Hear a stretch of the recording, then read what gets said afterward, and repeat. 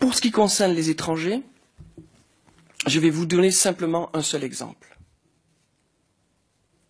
J'étais dans un département il n'y a pas longtemps, je souhaite ne pas le citer, dans lequel j'ai eu contact évidemment avec nos enquêteurs qui étaient, je vais dire, au travail, clairement, et ils me disaient que les directives qu'ils avaient reçues, c'était si vous interpellez un mineur d'origine étrangère, vous pouvez tout de suite le remettre dehors, car on n'a pas les moyens de mener une procédure à son terme, compte tenu du fait qu'il faut un interprète et qu'il n'y a pas les moyens de payer un interprète. Donc là, déjà, réglé. Dans ce même endroit... Dis-moi, instruction donnée par qui aux gendarmes sur les mineurs par, vous voulez dire... Par le parquet, monsieur le Par le parquet, oui, mais je voulais... Oui, par le parquet. Je suis sûr d'avoir bien compris. Oui. Et j'ai appris à cette occasion que le déferment devant les magistrats, ou parfois même la mise en garde à vue, était soumis à un critère de valeur de vol, de cambriolage, c'est-à-dire qu'à moins de 300 €, on remet tout le monde dehors et on ne présente personne. Voilà aujourd'hui la réalité du terrain, la vraie réalité. Ceux qui, évidemment, sont interpellés par les policiers ou les gendarmes et qui sont dehors dans les conditions que je viens d'indiquer, continuent leur activité. Non seulement ils continuent leur activité, mais par ailleurs, ils ont vis-à-vis des détenteurs de l'autorité publique que sont les gendarmes et les policiers, un certain détachement, pour ne pas dire autre chose. C'est à cela que les gendarmes sont confrontés dans la vie quotidienne. Et très honnêtement, je dois vous le dire, c'est assez compliqué de maintenir la motivation dans nos troupes dans ces conditions-là, parce qu'il faut vraiment avoir foi dans son métier pour continuer avec la même motivation et avec la même énergie. Mais, à ce stade, dans la gendarmerie, je parle que de ce que je connais, nous arrivons, et je pense que notre statut militaire y est pour quelque chose, nous arrivons à maintenir le fait que tout le monde continue à rester attelé à la tâche. Alors, je ne voudrais pas faire de stigmatiser parce que il y a effectivement un problème de population étrangère dans notre pays en termes de délinquance, c'est clair. Nous avons un certain nombre d'affaires qui le démontrent très clairement. Donc là, il ne s'agit pas d'un jugement ou d'une opinion, il s'agit d'un constat.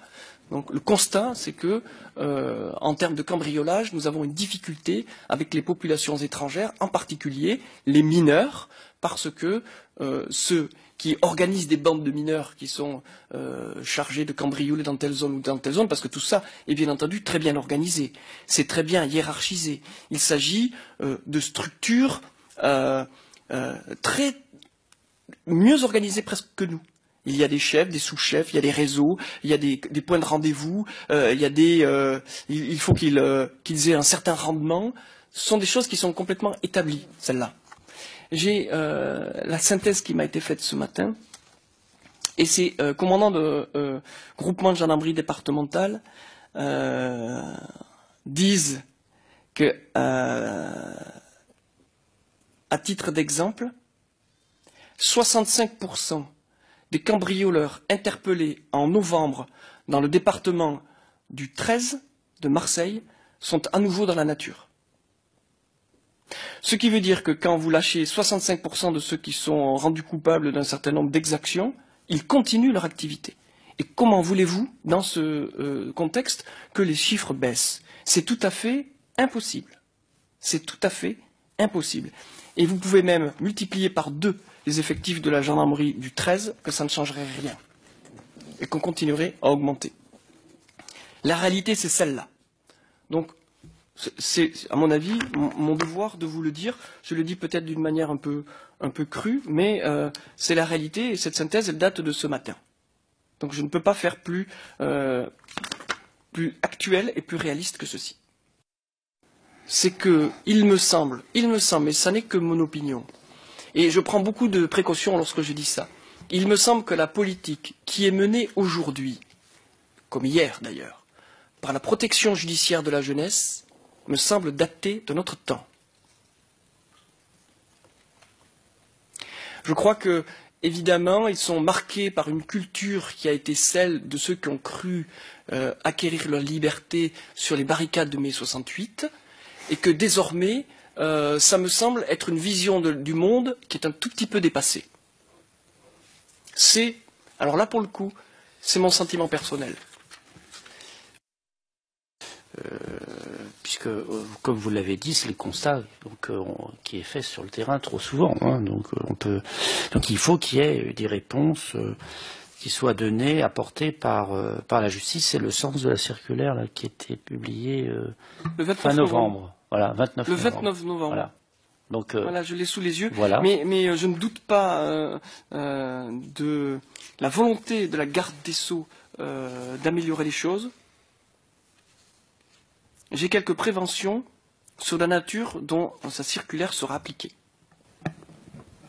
Vous mettez en difficulté, monsieur le député. Je pense que vous en avez parfaitement conscience. Bah, écoutez, moi, je constate tout simplement que la manière dont la politique pénale ou les décisions qui sont prises selon les juridictions sont très différentes selon l'endroit où vous vous trouvez. C'est-à-dire qu'il y a des endroits où vous cambriolez une résidence principale et où vous volez un téléviseur, de l'argent, et vous allez comparaître, être condamné, et d'autres endroits où vous ne serez même pas déféré. Donc, il y a 2 poids 2 mesures dans ce pays en termes de réponse pénale. Et cela dépend de la manière personnelle dont le magistrat voit l'exercice de sa fonction de magistrat. On peut penser que si la ministre de la Justice a pensé nécessaire de produire cette circulaire, c'est qu'il y avait un certain nombre de raisons à cela, et que donc il faut en attendre maintenant, en suivre la mise en œuvre. Alors il y a beaucoup de magistrats qui vous diront qu'ils voudraient bien, mais qui n'ont pas les moyens de mettre en œuvre. Alors après, c'est cette réalité-là aussi qui existe. Et je pense qu'il faut la prendre en compte, et c'est une réalité, vraiment. Oui. C'est une réalité. Et là aussi, c'est variable selon les lieux, les départements. Absolument. C'est clair. Écoutez, mon général, merci, mes chers collègues.